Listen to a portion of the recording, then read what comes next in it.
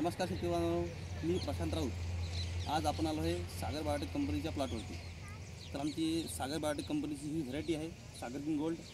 तर या व्हरायटीची लागवड गोपाल भाऊ धुळे यांनी केली आहे। तर आपल्याला व्हरायटी कशी वाटली आपण यांना विचारू।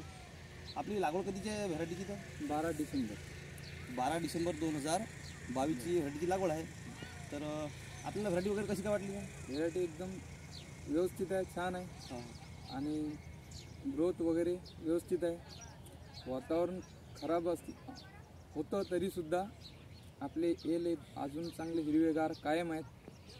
म्हणजे आपण बघू शकता की सध्या तोडणी सुरू आहे तरी पण वेलाची कंडिशन एकदम चांगली आहे। भाऊ म्हणत आहे की बा जसं वातावरण खराब असूनसुद्धा वेलाची जे क्षमता आहे ही सर्वात चांगली आहे। म्हणजे टिकवण क्षमता वेलाची आणि फळाची ग्रोथ सर्वात चांगली आहे।